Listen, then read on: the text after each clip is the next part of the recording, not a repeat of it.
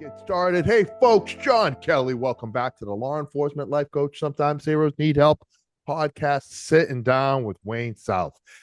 I had the pleasure of meeting Wayne coming up on a year ago at the Southeast Field Training Officers Association conference. We had it in Florida. And you meet somebody, you're immediately drawn to him. Well, Wayne's that kind of guy. Authored a book, A Lifetime of Service, The Journey of a Law Enforcement Leader. And we're sitting down with him today. Listen, if you start going on and on and on about all this man's accolades and what he's doing, we won't ever get to the show. But I'll say this. Retired from Gainesville PD, ran the training division there, and is currently in retirement, busier than he was when he was working full time. Up there and working at the Academy in Southwest Virginia Criminal Justice Center, and working right for our friends, doing a lot of work for Advanced Police Concepts, and shout out to Mike Shentrup and that whole organization. Just doing some great things in retirement, helping us become better leaders. All right. So without further ado, Wayne, it's great to see you. Thank you for having me this morning, John. This is fantastic. Oh, I appreciate you making the time. I appreciate you making the time. So if, you've got this great career, man, but you're not, I love the idea of retirement because it's not retirement, man. It's another chapter, right? Another chapter. Yes. Talk to me about what was I know you've got a lot up here in the noodle. And we were just like, listen, how long has it been, that you were thinking about writing this book? John, it's always kind of been on my bucket list. And I think it was maybe August of 2023. My wife and I were kayaking on the lake. Okay. And we were just talking about life and being content and happy with life. And she said, "Is there anything else that you would like to do?" And I was like, I'd like to write a book. Yeah. And you'd have to know my wife to understand this. She's like, "Well, then you need to get off your ass and get it started." Uh, so I like your wife. I like your wife already. Yeah. yes, sir. And she has been there through every step of this process, a huge supporter of the book and the things that I do. And that was kind of the motivation to get started on it. Nice. It's not a lengthy book, but No. I think it covers a lot of important topics, and I always tell people right up front, I'm like, I read a lot. So I've Sure. read a lot of leadership books that they will tell you, if you do this, this will happen. You might read my book and nothing will happen because it doesn't work for you.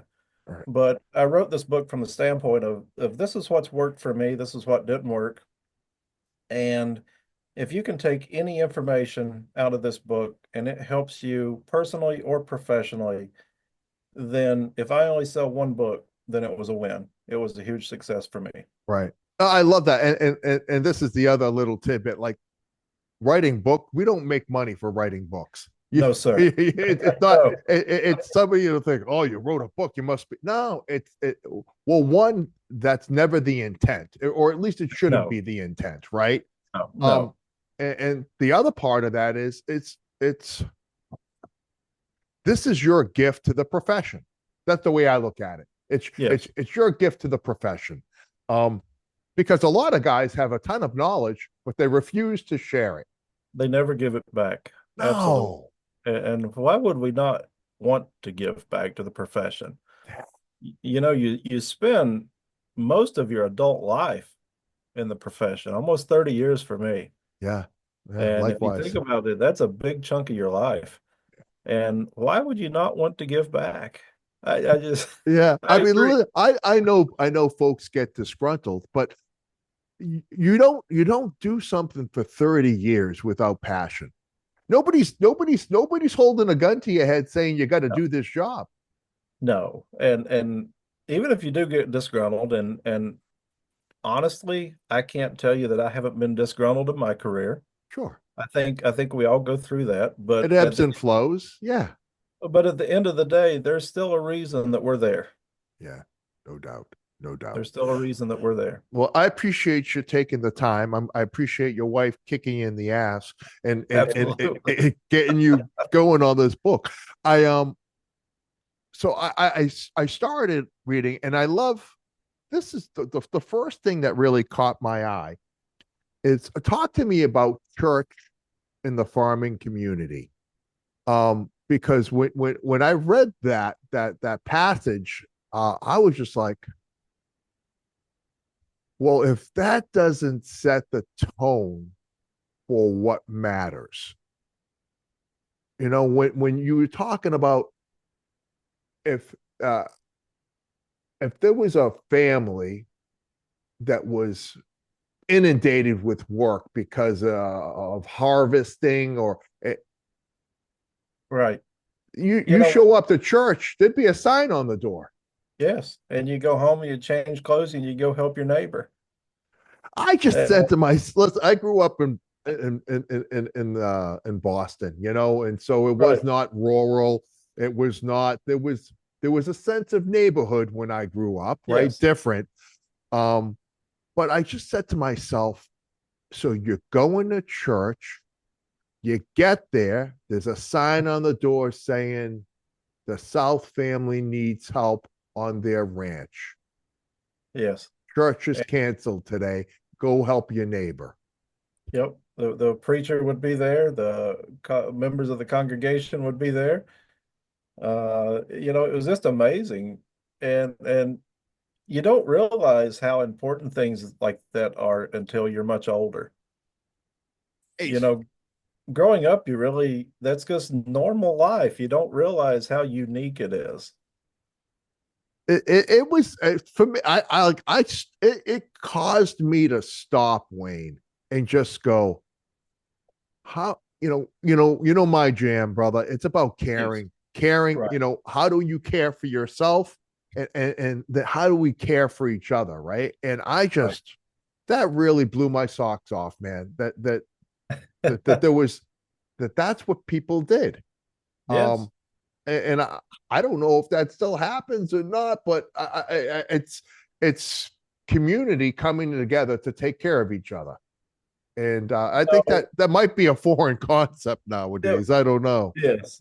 And I don't know if it still happens or not, only due to the fact that the farming community's been diminished to the point to where most of the big farms, our farm doesn't exist anymore. Most of the big farms in the county I grew up in, they're just not there anymore. Hmm. Which to me, growing up on a farm is sad. Most people don't think anything about it, but to me, I love seeing those big working farms. Sure. Yeah, I'm too old. I'm too old to do the work now, but I like to see them from the yeah, no comfort of doubt. my No car. doubt. And that was, that kind of environment really helped shape you as you're growing as a young adult. Absolutely. I started thinking about this book and the question. You've written a book, Yes. several of my friends, and my first question was, where do I start? Right. And and I use index cards, and I write chapter names on index cards. Gotcha. And the first thing I wrote down was childhood. And I'm Okay. like, that's where it all starts. No doubt. That's No where it all doubt. starts. Um, Going through the book, what I liked is after each chapter, you gave us some things to think about, and hey, now it's your turn. Yeah. I've outlined some things, we've discussed some things. Talk to me. What was the thought behind kind of including that after each chapter? To me, the now it's your turn. That's my favorite part of the book, to be honest with you. And my thought process behind it is how many books have I read? How many classes have I been to where you just sit, you watch the PowerPoint, you get the information, you go home. I really wanted the readers to read each chapter and reflect on their own life. Uh, as many tenets of leadership as you throw out to students, if they can't relate it to where they are currently, and where they want to go, then in my world, it's just words on the screen. It really doesn't mean anything. So I want people to read each chapter and really reflect on where they're at in life and where they're at in their professional careers, where they're at personally, and how do you apply some of these things, or do they apply to me? Yeah, you're challenging me to take action. Yes, a call to action, if you will. Yeah, I love that, right? Because now there's a relationship being developed here. Now I'm engaged because you're forcing me to, and I thought that was really, I really enjoyed that part of the book. Um, Yes. the other thing, as I'm going through it, um, you talk a lot about ways to improve decision making, right? Because that's, when we get back to, being a leader, Yes, leaders make decisions, or at least they're supposed to. And they're supposed to do make informed decisions.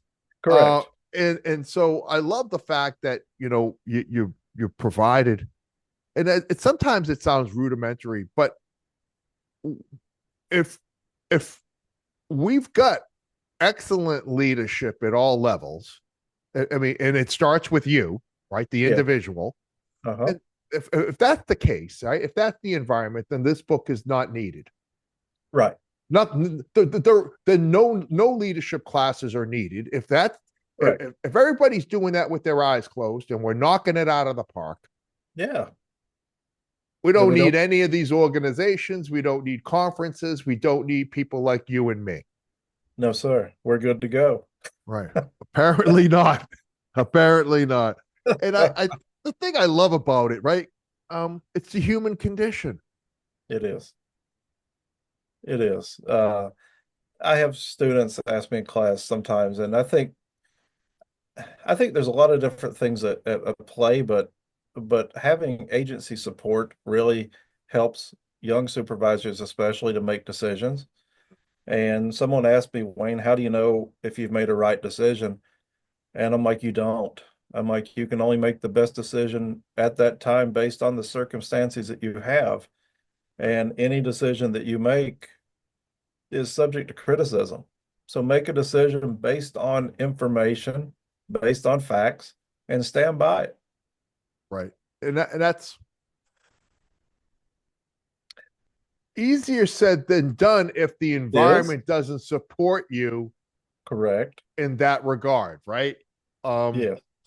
because I think sometimes a little thing called amnesia sets in, you know, and I think people And John, forget. and they do. And John, in my career, I've worked for several different agencies, and in my career, I've seen a lot of different things at play when it comes to decision making. Uh, One instance was just a lack of knowledge. Mm, One instance was a supervisor was afraid to make decisions because he wanted his decisions to appease everyone. mm, And I've been in an environment where it was tough for especially a line supervisor to make a decision and not catch a lot of criticism for it from sure. the upper command. So I've seen a lot of different things at play with decision making, but I've also seen how good decision making can build trust in a team and how bad decision making can kind of alienate and erode that trust in a team. Right. Yeah, I've always thought, Wayne, that when time is not of the essence, right? When time is not of the, we're not talking. We got No, we got two different tracks here. One is you do. exigent circumstances. You're doing a quick assessment and you're taking action. You get whatever that is, and Yeah. in the moment, any decision is better than no decision at that point. Some of the best decisions I've seen made were in the moment because Right. people just kick into that automatic. They revert back to what they know. They revert back to their training and they just make those decisions and they move on. But when you have to think about it, that's Yeah. when it slips down. Yeah. And I would always, um, I would seek the input Yes. of others, right? Because ultimately I want to get some buy-in too, right? Right. And for me, quantitative decisions, if it dealt with numbers, it was easy. If the number worked, that was the decision. Sure. But qualitative, that's when you bring that's when you bring your heart and your compassion, and that's when you bring individual feelings in, and you know that any decision you make is going to impact at least one person, either positive or negative. Yeah, and And that, that gets into this whole emotional intelligence and understanding that right, relationship. I mean, you just open up a can of worms now, right? right, yes, absolutely, I liked as part of that decision making process, you had in there we should be making decisions to solve problems, not to not just to perpetuate or continue to kick the can down the road. correct, Leave it for somebody else. I've resolved it for 5 minutes, but it's going to flare up again. I right. love the five whys. I do too. Holy smokes! I was just like, you do something, but this is what I love about the book too. Um, we all have a way of doing things, Yes, but it's not officially recorded as why we do what we do. And that you brought a lot of that into this book as well, and I really appreciate that. Tell me about the five whys, man. oh my gosh, as a young supervisor, I think I said it in the book, I was able to solve a lot of issues short term, and they just kept coming back, and I'm Yeah. like, what in the devil's going on here? And I was in a leadership class, and I don't remember which one, but I was in a leadership class. It could have been the one ran by the state of Florida. They have their own leadership program there, and I Sure. went through that. And then the instructor started talking about the five whys. And I'm like, it was just like a light bulb went on. And I'm like, I can use this. So I used it as a supervisor. I was a polygraph examiner for 7 years. I used it in polygraph. Oh, heck yeah. And I realized that one simple question repeated, well, why? Why do you think that happened? And you truly get to the root cause. And if you can get to the root cause, most issues you can solve and they won't resurface. Right.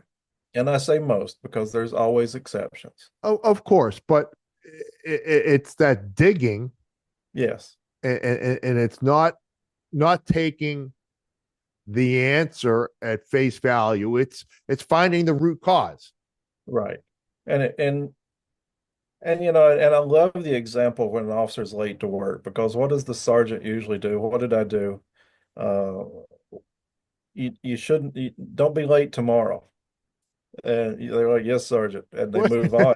Yeah. And that's what we did. That's what I did. And but it might be some underlying fact that if you don't dig a little bit, maybe they're not getting enough sleep because they have childcare issues, or something like that. And Yes. and if you dig a little bit deeper, you find those issues, and you might not be able to solve them, but at least you know what you're working with. You know why I love that concept, Wayne, is because it plays, I think, to the bigger picture. Yes, If we don't ever ask why, you're never held responsible to address the answer. Like if correct. so, if you don't ask why and you just say, "Hey, you need to be on time tomorrow, or you're getting written up," right? For Yeah. that before, right? Yes, absolutely. And I've probably said that before. Right. Hey, I know hey, I have. but Yes. but to your point, if you go, why are habitually? Why do Yes. you habitually look disheveled? Are always the last one to be in roll call? What is this mess I'm looking at? Right. And Absolutely. you find out if you keep asking, and now you find out, right, that officer Yes. is caring for an elderly parent, Right. right, and is going in 12 different directions, and now Now it's incumbent upon you to Yes, be part of that solution. absolutely. And John, I'll just throw this out there. Sometimes the solutions are so simple, yet the agencies make such a big issue out of it. Maybe you need to move someone to another shift to better accommodate them. Mm. Oh, we can't do that. Well, why not? I mean, Yeah, it's I with don't, these I don't, self-imposed restrictions, right? yes, I just don't get it, right? I just don't get it. It's funny. I look back over my career, and there were some pivotal moments where the line supervisor, right? Most Yes, uh, uh, uh, you and I are blessed to be able to speak to the line supervisor more often than not. Um, yes, that sergeant, lieutenant, but mostly the sergeant, has an amazing ability to impact the quality of my life.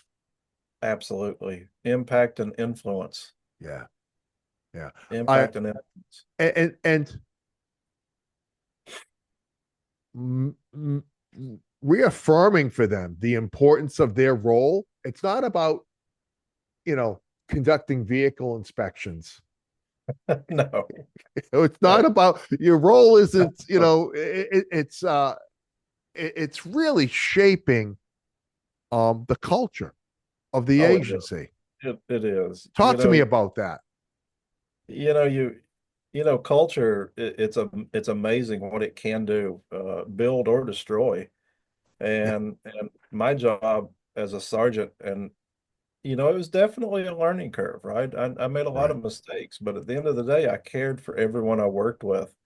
And I cared more about developing them than I did missing a semicolon on a timesheet. right. Or maybe their car needs washed. I don't know, but culture starts at the top, but the sergeants really take that culture and define it. Yes, your CEO sets the barriers that they want culture to work within. Right. And, and occasionally you're going to have somebody wander outside those barriers and you'll see unethical conduct. But when I was on midnight shift, I had such a tight-knit team that they would actually call and tell on themselves before I ever found out anything. Hey, Sarge, I just wanted to let you know I did this. And I don't know if it's an issue or not, but this is what I did. I'll give you the heads up, boss. I want to give Yes. you a little heads up. It got a little squirrely. And I saw Of that as a win because they course. trusted me enough. They knew that I would have their back, Trust. regardless of how something turned out. Trust. Trust. But yeah, Trust. How about that? and I haven't done a lot of research on culture. I love the topic, but I do know that bad culture costs business billions of dollars a year in the United Sure. States, simply because people leave that culture. We run our good people leave because they're not valued. I was gonna you jumped ahead on me, man. You Uh-oh. jumped ahead on me. Oh But boy. this is no, this is good. The the biggest challenge facing leadership today. Small question. What you're I mean, that there are a lot of variables that influence and impact that, and it's probably not fair to try to hold you to one.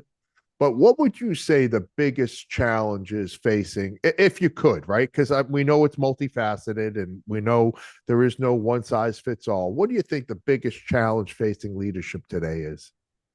Oh my gosh. I know. You want me to let you think about that for a little bit and then we'll get back to it? Well, let's just dive into something. What about accountability? What Mm. about discipline? What about training? Just to throw three You out want to there. stay with those three? I think so. I think that's enough. We could do several shows Yeah. on those three Oh, man. topics. How about But that? but training now I'm of the concept I like academies like ours that hold people accountable. They instill discipline, but we don't yell at them. Mm, We still treat them like adults. We hold them accountable, but there's very much that discipline, and we stress them out to see how they're going to react in training. right. And I think we need more of that. we need to put them in scenarios where they're stressed out and they get their heart rate up and they experience a little bit of that tunnel vision, Hmm.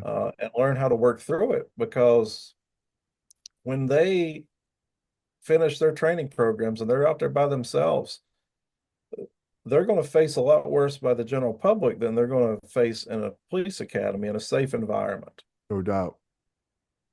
And that training, when I talk about accountability, that training doesn't stop when someone leaves the training program. It should be an ever evolving process. Uh, we did a lot of training in Gainesville. And I'll have to tell you, at times it got monotonous, Hmm. and I'm like, oh God, more training. But now that I'm retired and I work up here in Southwest Virginia, I see the true value of that much training. I mean, it was amazing some of the things that we did. And I think having a hand in that, right? Again, when we people become products of their environment. And so if the environment's not instilling discipline, right? If the environment's not instilling accountability, then Right. those are characteristics and qualities that don't get laid foundationally. Absolutely. Absolutely. And it's a cliche, but it really does have to start with the CEO, the organization, whatever their title is. It really has to start with them. You can't expect your road patrol to have a clean pressed uniform and shine shoes every day if the CEO doesn't. No doubt. Uh, Now, I don't expect them to be out making traffic stops, but they have to set the standard and set the example. Uh, Accountability with sergeants. You know, we promote a lot of young people into the role of sergeant, and we really set them up for derailment. We set them up for failure.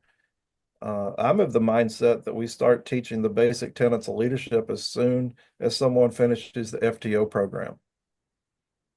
Well, see, this has always been the struggle because the military, that they're they've gotten that component right. Yes, they have. Yes, and they have. and we're supposed to be paramilitary, um and it seems like somehow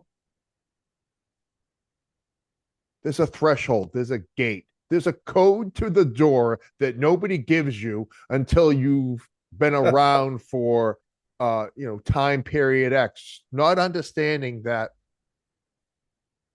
Right. the best leaders, right?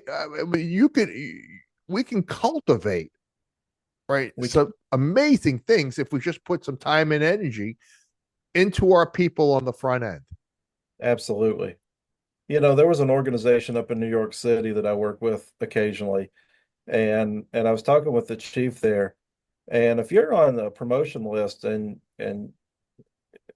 you could possibly be promoted within the next 6 months, 180 days, he has a week-long in-house leadership course that he puts all of those folks through, whether they get promoted or not.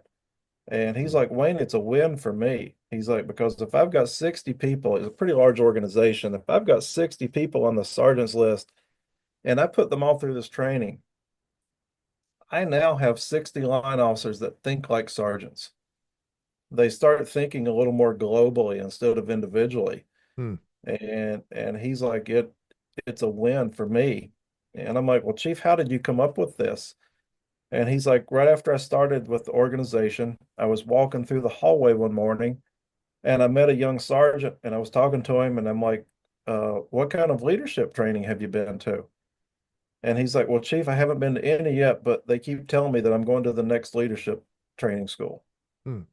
And and and John, don't get me wrong, leadership training courses aren't the end all. That doesn't make you No. the sergeant you need to be, but it certainly exposes you to different theories, different thought processes.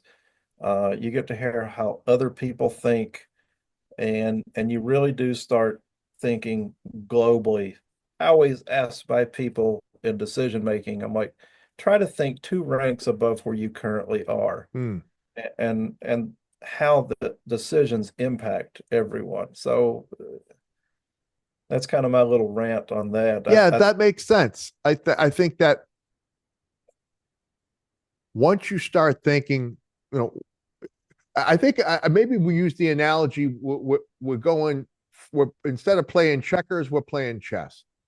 Yes. You know, we're thinking maybe not just the next move or two, but two or three moves ahead Yeah. of, with this decision. What's the fallout? What's the impact? And again, the why behind that decision. Absolutely. Because, that's kind of how the military teaches you to think. Yeah. How is this decision going to affect three decisions down the line? Yeah, I think we definitely need to be doing a better job of that. And it's funny, you talk about it, and I want to point this out, the importance of the COO, CEO, the head of the organization. The issue, right? One of the issues come, and that's why I'm kind of a bottom up guy when it comes to Right. this, because if the top guy holds himself accountable and leads by example and does all those things, well, that's great. Right. That's a great example for the rest of us to emulate and follow. Right. But the real world often, unfortunately, that doesn't happen. And so So, how do we how do, I know the answer, but how do we settle that up on the ledger, right? On the well, books. wow. Well, I agree, John. And the most visible person to a line officer is their sergeant. And their sergeant has to look the part.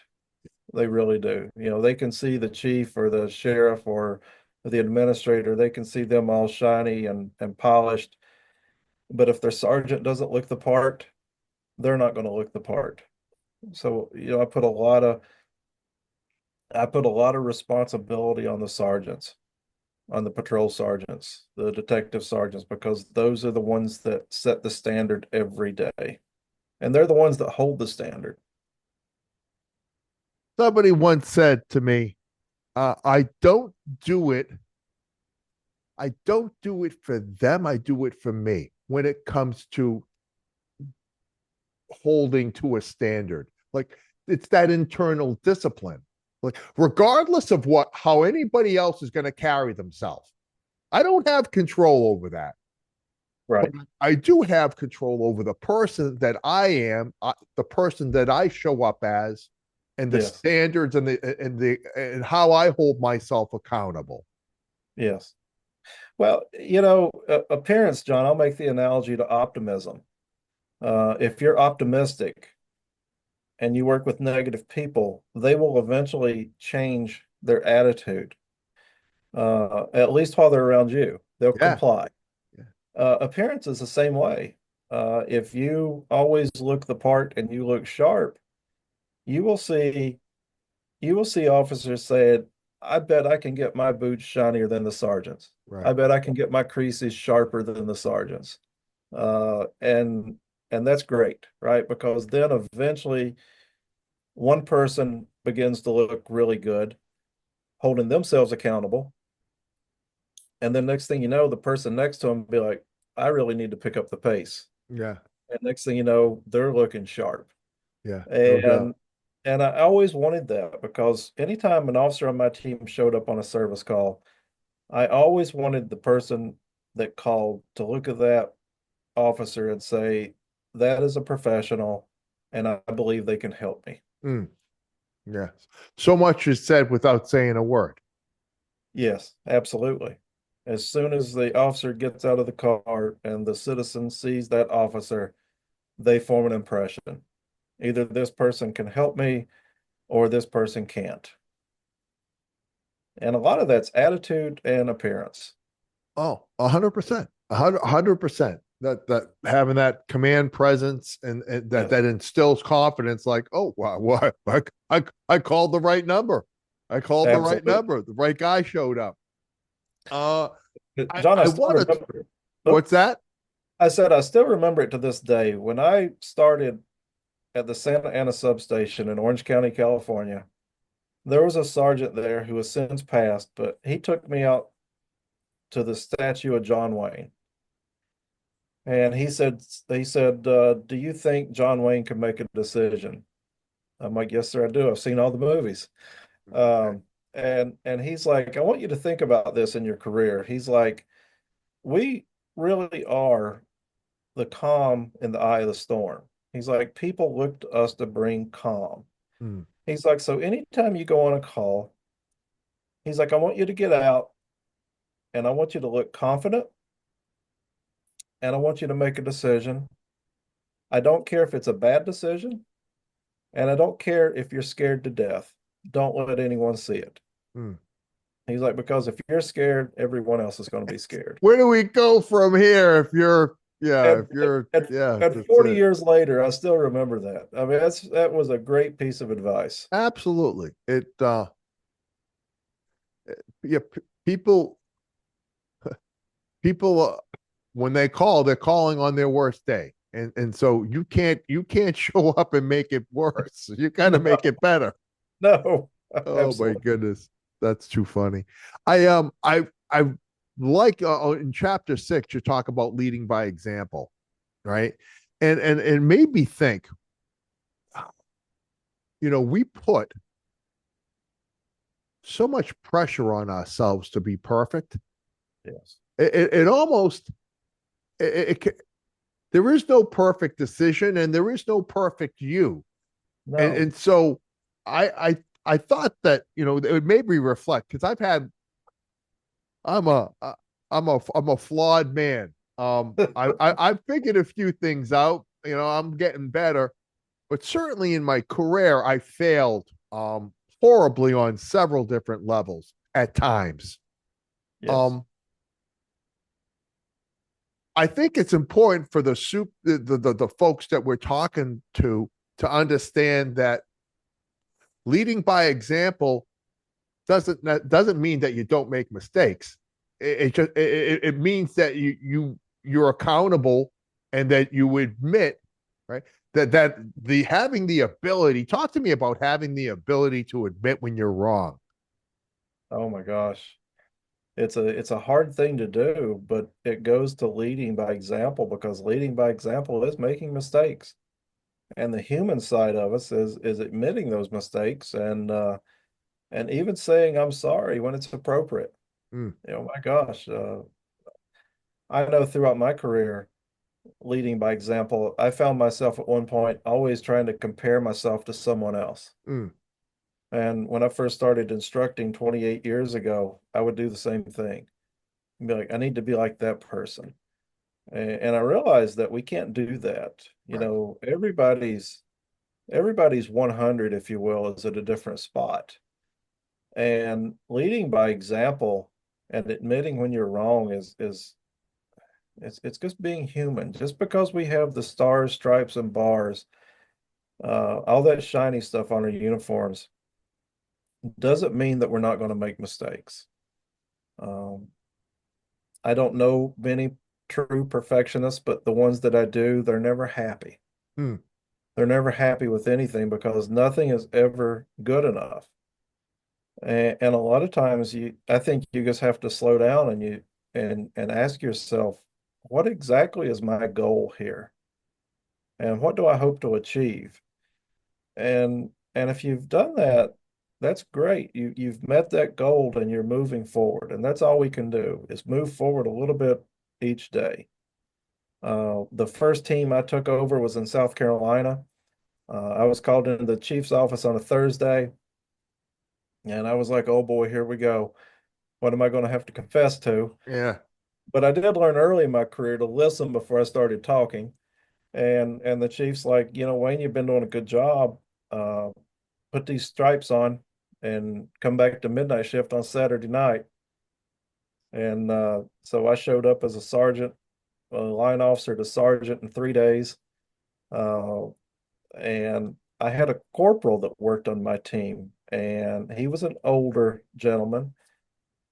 He walked a beat in Columbia, South Carolina prior to coming to this organization and still had his call box key. Oh, that he carried to the day he died. And I'm like, how in the world am I ever going to get any respect from yeah, this? this guy's as salty as they come, man. Exactly. And I think I went in the first night and I'm like, look, guys, I'm like, I don't have a clue what I'm doing. I'm like, but if you need anything, let me know. And it was just that little bit of humility. And that corporal and I became friends. We were good friends to the day that he passed. And he just sort of the whole team just sort of took me under their wing, Yeah. and made me a good sergeant simply by me telling them, I'm not going to make good decisions. I'm going to make mistakes. Feel free to tell me when I am making a mistake, and I will involve you in anything that I can. Hmm. Just simple stuff like that. But you have to admit your mistakes. That's we learn far more from our mistakes than we do our successes because we analyze them a little bit more. They stick with us. And sometimes when you make a decision, that mistake you made is right there in that prefrontal cortex. I mean, it Hmm. is right there staring at you, and you're like, "Don't do that again." Yeah, So, that's the we key, learn a right? lot. Not It making is the same mistake again and again and again. absolutely yes. Well, what you're just all describing to me, I mean, that's just as a new sergeant, you have negative leadership capital. Like Correct. nobody Yes. knows you, nobody knows what to expect from you. No. Um, one thing Or that on the what's that? flip side of that coin, John, they do know you, and they're like, "I cannot believe that person is my sergeant now." So, Yeah, there's the other side of that equation. yeah, that's true. It's having that ability to once I think humility is the great equalizer, Yes, sir, it is. right? I mean, listen, hey, I know I don't know. I'm relying on you guys to help me get through this, and together as a team, right? We're gonna thrive. We are gonna dominate out here. But I need your help. Oh, Absolutely. oh, how about that? Yes, You right? Like you all right, I'm on board, man. Um, absolutely. but how many times though that you get that uh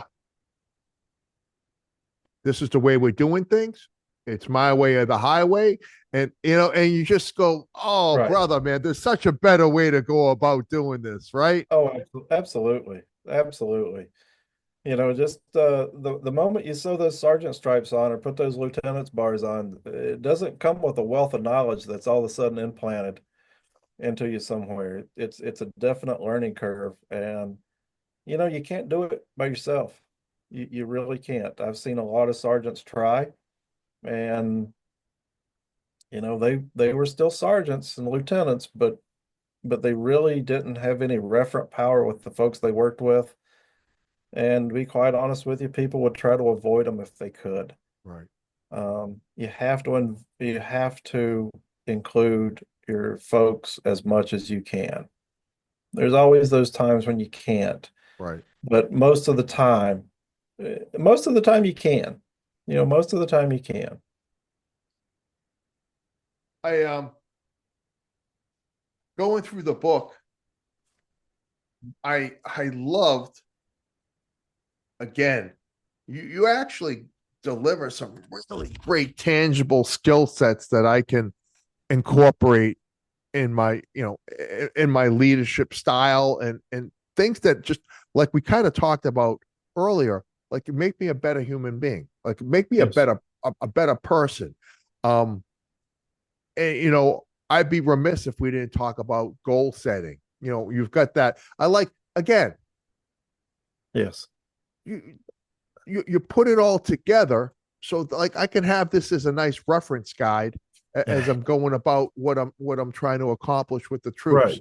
Right. um about that, smart goal setting, and not Yes. only for you but as a leader, the things that you should be doing, how you mentor and support and promote the folks coming behind you, right? Because that's the other part of that is I'm hopefully engaging, training, mentoring, Right. coaching people to Yeah. take my job.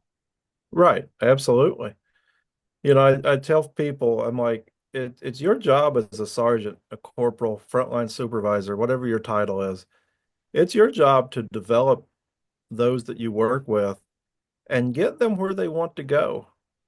And I tell people, I'm like, regardless, even if they tell you that they want to work for 5 years and then go to a federal agency, then it's your job to go to that federal agency's website, look at their requirements, and figure out how you need to get them there. Hmm. Retirement, you need to start goal setting and planning for retirement the day you start. $5 a day, $5 a week. It adds up. I'm a huge believer in the power of goal setting Hmm. and not on an electronic device. Take out a piece of paper, Yeah, any man. or I pencil. got about 100 legal pads. I do, I do as Yeah, well. that's it, man. No, take out some paper and a pen and write those goals down because if you do that, they become important to you. And you're going to take them out and you're going to look at them and you're going to say, I'm either on track or I really need to pick up the pace. It's another way to hold yourself accountable. It is. It is. Absolutely. But developing people, whether they want to, I tell a story about a young lady that wanted to be in forensics crime unit, whether they want to do that, whether they want to take the promotion route, whether they want to be in detectives in 5 years, whether they want to X, Y, and Z. It's our job to get them there. And goal setting is one way to do that.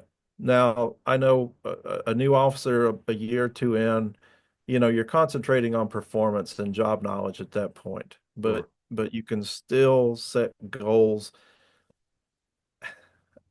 And this is my philosophy, make them hard. Don't make them easy. Make them work for them. Make them think about it. Don't, we need to engage those critical thinking skills and develop those. And goal setting is a way to do that as well. Um, I set personal and professional goals for 20 years. I was at the Gainesville Police Department. I've slacked off a little bit now in retirement. I'll admit that. Not a whole But heck of a lot. but I wanted my wife and I, we wanted to retire after 20 years and we set goals and small incremental increases in our goals. And that allowed us to retire after 20 years at the Gainesville Police Department. We funded our own retirement. I see you sort of thinking about that when we weren't part of the state retirement system in Florida. So we could leave after 20 years. And when we started, we had people tell us it couldn't be done. Hmm.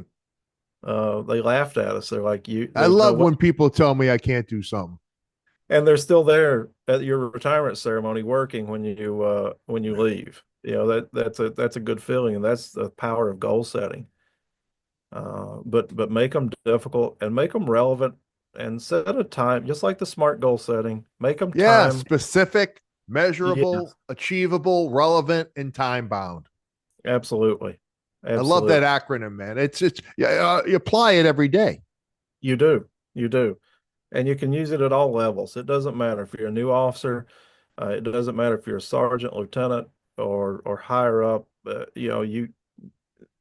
relevant and they help you keep track. I need accountability in my own life. I really do. So I like structure, and the SMART goal setting model gives me the structure that I need. Yeah, I mean, I think without it, you're like a feather just kind of floating along in the wind, Right. Yes.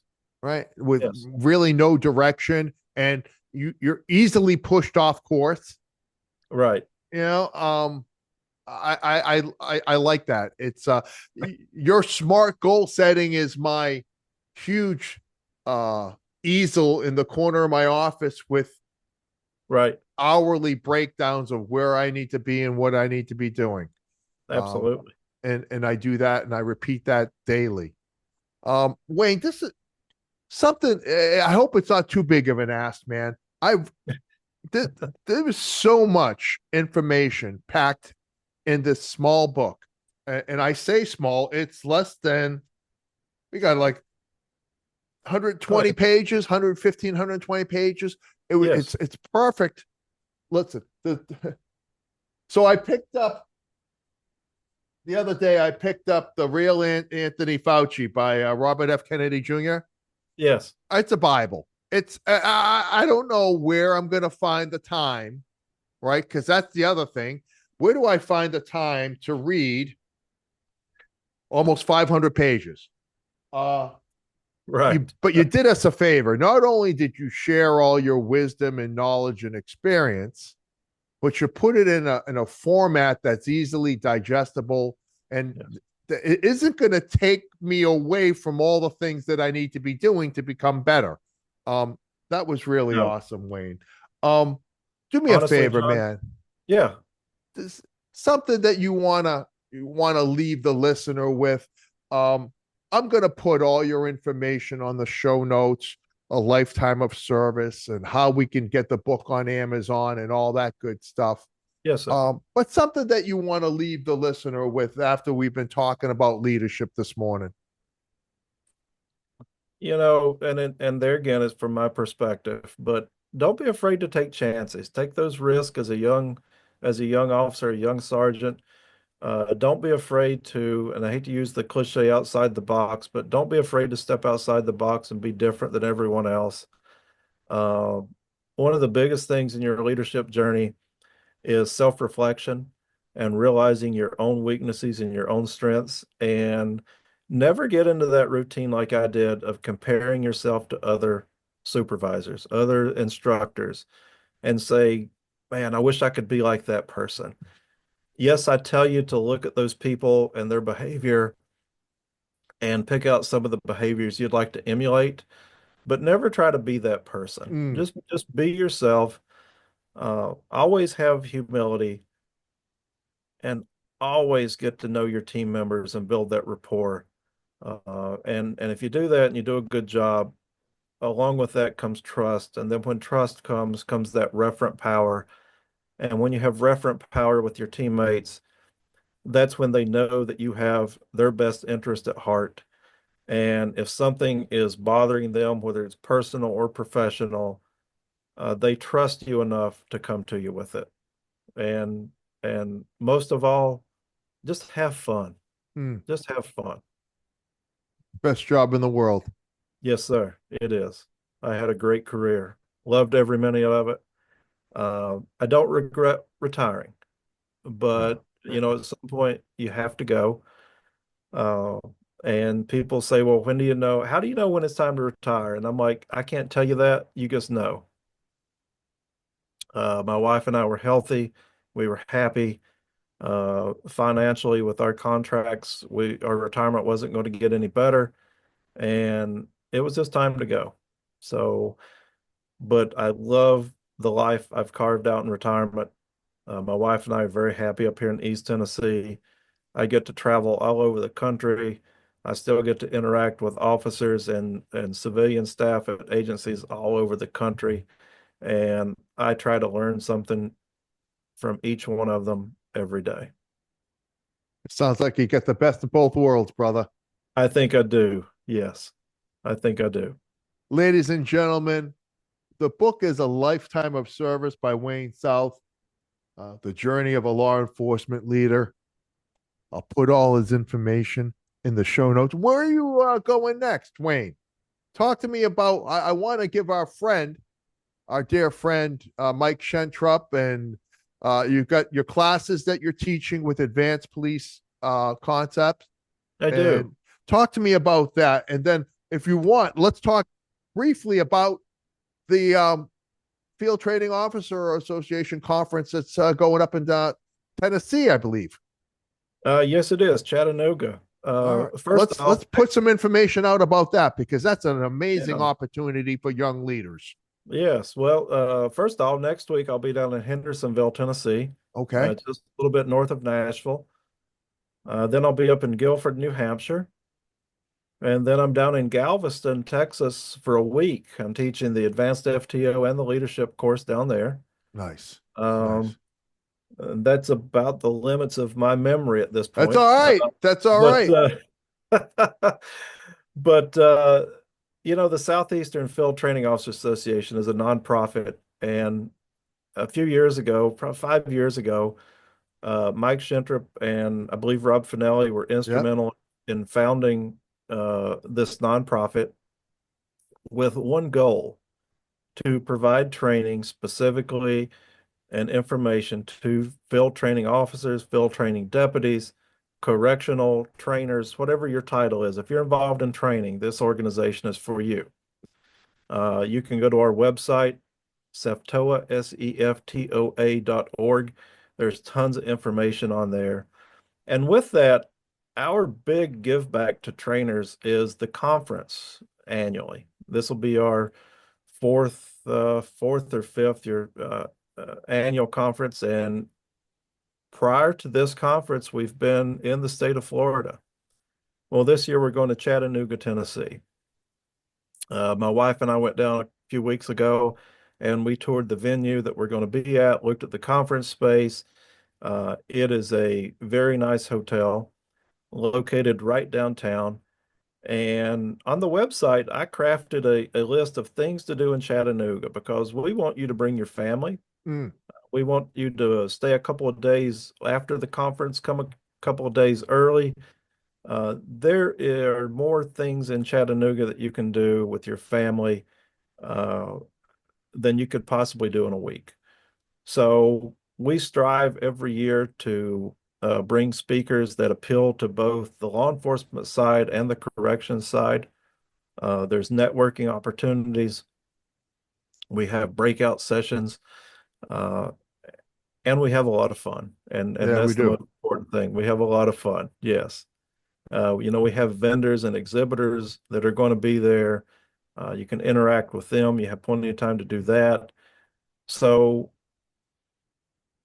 like I said, our main goal with SEFTOA is to cater to all the trainers out there in all the different professions. We have state police come to the conference. We have correctional officers, probation, parole, law enforcement. We have all different facets of law enforcement, criminal justice personnel at this conference, which Yeah. is what makes it so good. Yeah, I had the pleasure of attending last year.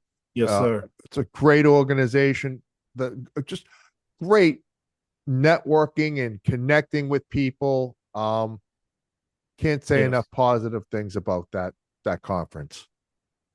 And the good thing about it, I think all of our board members are either currently in training or have been trainers in the past. So, we kind of get it. We kind of get that you need an organization that's solely for the trainer.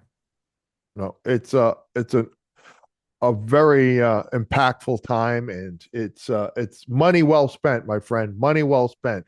Definitely walk Yes. away a better version of yourself for attending. Yes, absolutely. That's great, Wayne. Absolutely. Thanks so much for taking the time this morning with us, man. I really appreciate you. I've Again, the book is A Lifetime of Service by Wayne South. I appreciate you taking the time, brother. John, thank you for taking time out of your day to have me on your show. This is a huge honor for me. It's good to see you. Good to talk with you for an hour, and I hope to see you again sometime in the near future. I'm looking forward to it, my friend. Yes, sir. And that is that, Wayne. All right. Good deal.